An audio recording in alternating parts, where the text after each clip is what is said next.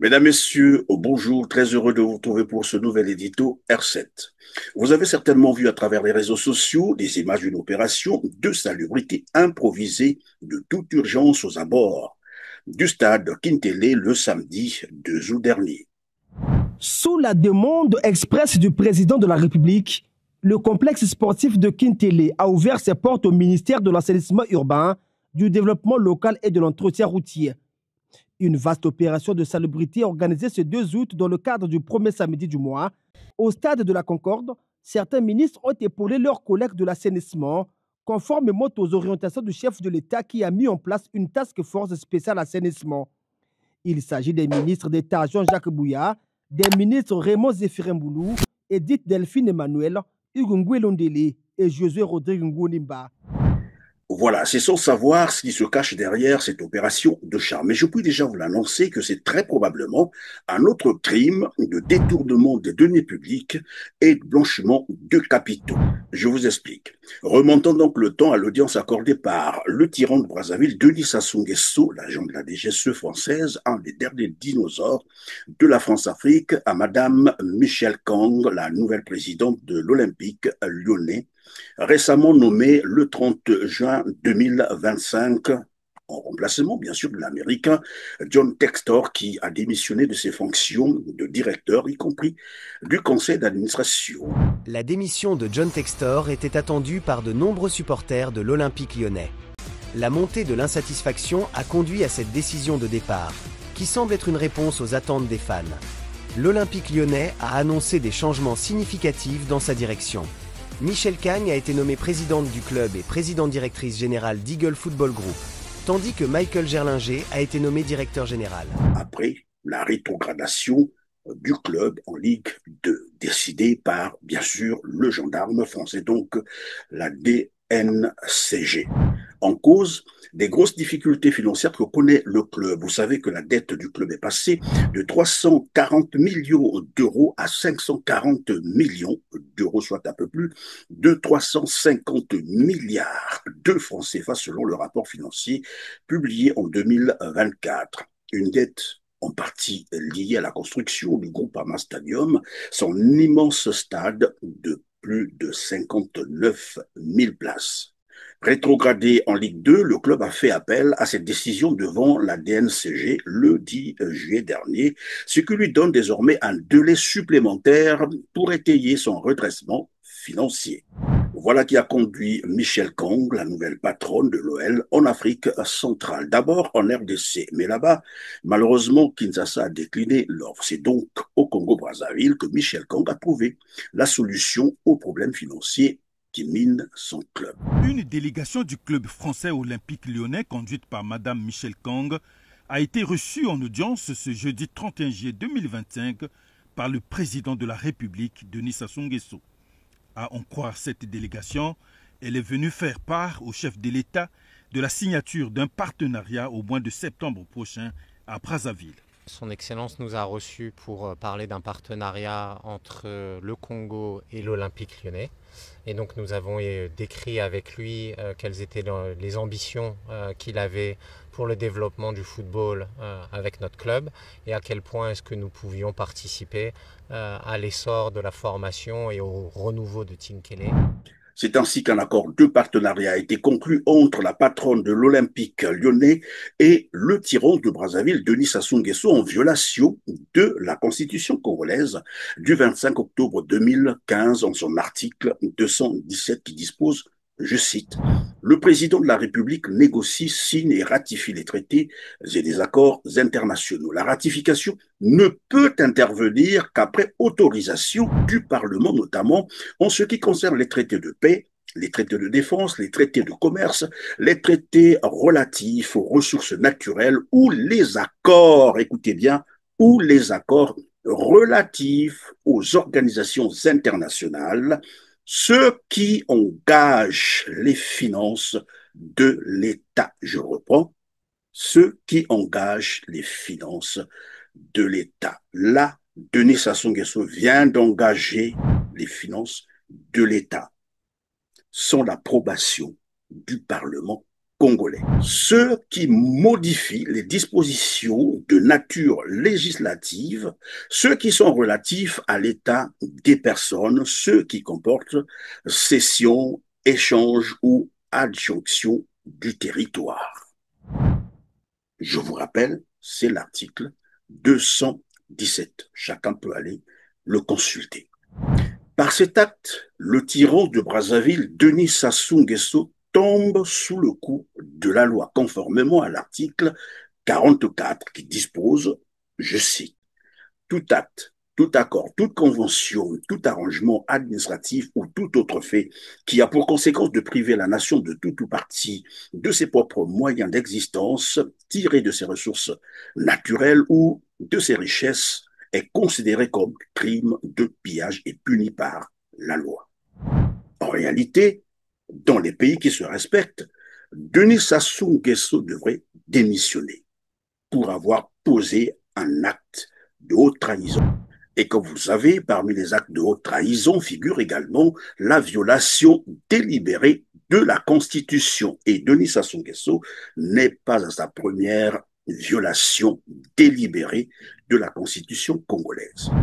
Rien d'étonnant, dirait-on, dans le comportement criminel du tyran de Brazzaville, Denis Sassou Nguesso, qui depuis son retour au pouvoir par coup d'État militaire en 1997, gère le Congo comme une épicerie familiale. Non seulement qu'il s'illustre par des violations répétées, sinon permanente de la loi, mais aussi fidèle à son serment, celui de servir et défendre les intérêts français avant tout. Sassou, lorsqu'il arrive, il quitte la France. Ce que beaucoup de gens ne savent pas. Sassou Nguesso, parce que j'ai fait une enquête minutieuse sur lui. Sassou Nguesso a signé un document de la DGSE, la Direction Générale de la Sécurité Extérieure Française, comme quoi, en cas de conflit d'intérêts entre le Congo-Brazzaville indépendant et la France, lui, il défend les intérêts de la France. Sassou a signé ça le 12 octobre 1962. Vous en doutez? N'est-ce pas Denis Sassou Nguesso qui finance les campagnes électorales des politiques français avec de l'argent du contribuable congolais? Sassou, c'était Denis. Je dis, bon, Denis, la campagne de 88 arrive. Il est bon que tu puisses contribuer au financement de ton ami Jacques. Et il disait, ok, banco, on y va? Tout de suite. Tout de suite. Tout de suite. C'est vous qui demandiez les sommes, c'est eux qui décidaient? Non, c'est eux qui décidaient. Mais jamais ça n'est descendu en dessous d'1 million de dollars. Jamais. Depuis qu'il a transféré de manière illégale le palais présidentiel à Oyouville, qu'il a d'ailleurs transformé en un petit État parallèle à la République du Congo, Denis Sassou Nguesso reçoit désormais tous les politiques, parlementaires, banquiers, hommes et femmes d'affaires français véreux qui y vont pour se servir allègrement des milliards d'argent du contribuable congolais issu des revenus du pétrole congolais au détriment du bien-être, bien sûr, du peuple congolais que le tyran Sassou Nguesso et son PCT ont plongé condamnés à la misère et à la souffrance. Ce vacarme autour de la mairie de Brazzaville est un signe de protestation des retraités municipaux qui expriment leur ras-le-bol vis-à-vis de cette mairie, qui peinent à honorer aux contributions sociales pour la prise en compte de leurs pensionnés à la Caisse nationale de sécurité sociale. Ces agents municipaux ayant fait valoir leur droit à la retraite depuis 11 ans sont sans pension. Une situation qui les plonge dans une précarité notoire. Depuis 11 ans, on n'est pas payé, c'est une condamnation à mort. La CNCES, aujourd'hui, est en train de dire qu'il faut qu'on paye d'abord les encours. Mais il y a là un paradoxe. Cotisations sociales qui demandent sont liées à ces gens qui sont encore en train de travailler, qui vont aller à la retraite dans 3, 4, 5 ans. Et ça bloque aujourd'hui le traitement des gens qui sont à la retraite depuis longtemps et qui ne doivent aucun franc à la CNCES. de Dominique Strauss-Kahn, l'ancien patron du FMI qui était en contrat avec le tyran de Brazzaville, Denis Sassou Nguesso, pour 800 000 €, soit 524 millions de francs CFA, à Rachida Dati, l'ancienne maire de Paris, vous la connaissez, en passant par Manuel Valls, l'ancien Premier ministre français, et Mathieu Pigasse, l'ex-DG de la banque Lazare. La liste n'est pas exhaustive. Tous ces Français véreux, il faut même dire colonialistes, vont se servir impunément des milliards d'argent du contribuable congolais à Oyo, pendant que le peuple congolais manque de tout ou presque. Pas d'eau potable, pas d'électricité stable, les hôpitaux sont dans un état piteux et au rythme des grèves à répétition. L'éducation à terre, pas de services sociaux de base. Les fonctionnaires retraités accusent aujourd'hui plus de 40 mois d'arriérés de pensions impayées. Les étudiants congolais n'ont plus jamais touché leur bourse depuis 2018. Communauté congolaise en Fédération de Russie, à savoir le renouvellement des passeports, le paiement de la bourse aux étudiants et en perspective l'acquisition des billets de rapatriement, ceci malgré la conjoncture économique difficile. Et il ne faut pas croire que les quelques difficultés que vous pouvez rencontrer, retard, la bourse, etc., elles ne sont pas propres aux étudiants. Elles ne sont pas propres aux étudiants. Parce que le pays connaît une conjoncture difficile. Pendant cette période difficile, on se serre un peu la ceinture. C'est valable pour vous, comme pour les parents qui sont restés au pays. Et il y a des moments, le président, chaque fin de mois, il perd le sommeil pour voir comment rassembler quelques bouts, payer quelques salaires de fonction publique. Les salaires relèvent désormais d'une acrobatie. Notre pays traverse réelle situation de crise. Payer des salaires tous les mois relève d'une véritable acrobatie. C'est un vrai casse-tête. C'est dans ce contexte de chaos général d'un pays totalement ruiné par le PCT que Michel Kang, président de l'Olympique lyonnais, est allé, elle aussi, se servir des milliards du contribuable congolais sous le prétexte d'un accord de partenariat sur 4 ans jusqu'en juin 2029.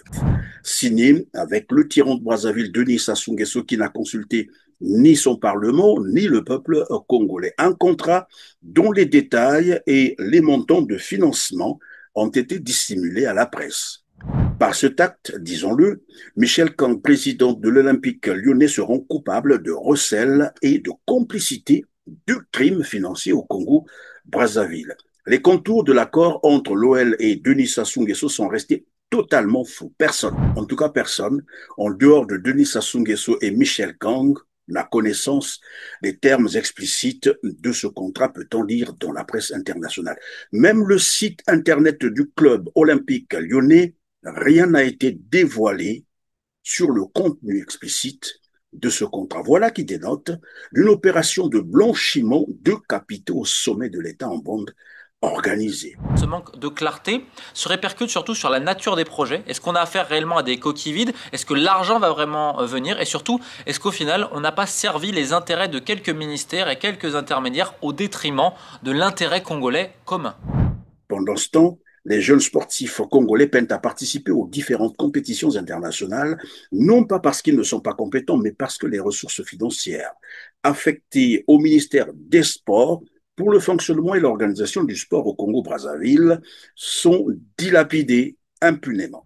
Le choix de 2 athlètes, c'est pas nous, c'est l'État qui n'a pas mis les moyens en place. Les athlètes, le nombre total était de 33 athlètes qualifiés, parmi lesquels les cadets, les juniors et les seniors. Mais on a attendu les fonds de subvention de l'État, malheureusement en vain. Et là, nous partons juste avec 2 athlètes Pourquoi? Parce que c'est la fédération qui a pu quand même mettre les moyens en jeu pour que ces athlètes participent, parce que si on ne participait pas, le Congo devait avoir plus de 10 ans sans participer aux activités internationales. Selon les sources proches de la Fédération congolaise de karaté et arts martiaux affinitaires, plus de 50 millions seraient sortis du trésor public pour la participation des karatékas à cette compétition, mais cette somme n'a pas été bénéfique pour les karatékas, car selon les mêmes sources, le ministère des Sports aurait utilisé cette somme à d'autres fins. Dans le même temps, comme vous venez de le comprendre, le tyran de Brazzaville, Denis Sassou Nguesso, a des milliards d'argent du contribuable congolais pour soutenir des clubs français dont on ignore encore la contrepartie pour le Congo. Comme vous le savez aussi, un accord de partenariat suppose en amont une enquête minutieuse sur son partenaire.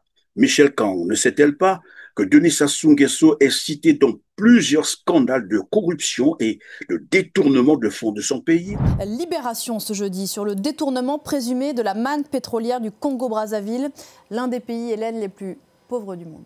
Des centaines de milliers d'euros, de millions d'euros évaporés dans ce qui s'apparente au pillage de tout un pays où le revenu moyen par habitant n'atteint pas 5 euros par jour. Le premier volet de cette enquête, intitulé « Le président, l'intermédiaire et les millions envolés », raconte comment l'arrestation de cet homme d'affaires, Lucien Ebata, un proche du président Denis Sassou Nguesso, mis en examen en France en 2021 pour blanchiment et corruption active, comment son arrestation a permis la mise au jour d'un puissant système financier occulte au profit du clan du président Denis Sassou Nguesso, arrivé au pouvoir pour la première fois, on le rappelle, en 1979, une affaire qui a commencé en janvier 2012 à l'aéroport de Roissy où Lucien Ebata s'était fait arrêter en possession de sommes stupéfiantes en liquide, 182 000 euros et 40 000 $ en espèces non déclarées, au cœur de ce système de détournement présumé. Une société, la société de Lucien Ebata, la société Orion, du nom de la constellation symbolisant la force dans la mythologie grecque. Une entreprise moins poétiquement immatriculée aux Seychelles avec l'aide du cabinet d'avocats Mossack Fonseca, un nom qui vous dit sans doute quelque chose puisqu'il s'agit de la société qui s'est retrouvée au cœur du scandale d'évasion fiscale des Panama Papers. S'agissant d'Orion, donc, Libé affirme que cette société a alimenté des dépenses somptuaires, des dizaines de milliers d'euros de cadeaux achetés dans des boutiques de luxe sur les Champs-Élysées, jusqu'à des mouvements de cash pouvant atteindre des millions d'euros à Paris et à Monaco. Libération évoque une affaire qui résonne avec celle des biens mal acquis, dans laquelle, on s'en souvient, des membres du clan de Denis Sassou Nguesso sont soupçonnés de s'être constitués des patrimoines illicites en France grâce à des détournements de fonds publics. Le journal annonce, Pauline, la publication demain du deuxième volet de cette enquête sur, cette fois, les relations politiques et économiques françaises très haut placées de Lucien Ebata. Que Denis Sassou Nguesso est poursuivi pour bien mal acquis, Michel Kang ne sait-elle pas que Denis Sassou Nguesso est également poursuivi pour crimes contre l'humanité, notamment dans le procès des massacres des jeunes civils au beach de Brazzaville? L'affaire des disparus du beach. 1999. 353 jeunes réfugiés congolais partent en bateau de la République démocratique du Congo direction le Congo-Brazza. Un retour dans leur pays après avoir fui la guerre civile. Une fois accostés au beach, le principal port de Brazzaville, on ne les retrouvera jamais. Selon des ONG, des policiers les auraient arrêtés pour les interroger avant de disparaître. D'autres sources parlent d'un massacre commis par les hommes du pouvoir. 3 ans plus tard, une enquête est ouverte en France au nom du principe de compétence universelle. Principale personne visée, 15 hauts gradés de l'armée de la police congolaise, dont Norbert Dabira, mais aussi le chef d'État Denis Sassou Nguesso. Dans tous les cas, on nous dira, les affaires n'ont pas de morale. Et donc, le problème, c'est Denis Sassou Nguesso, revenu au pouvoir par coup d'État militaire pour spolier le Congo au profit des intérêts étrangers. Mesdames, Messieurs, merci de nous avoir suivis. Cliquez sur le petit pouce en l'air juste en bas de la vidéo après avoir massivement partagé cet édito et dites-nous en commentaire ce que vous en pensez, mais surtout du contrat de partenariat entre l'Olympique lyonnais et Denis Sassou Nguesso. Sur ce, on se dit au revoir et à très bientôt. Merci.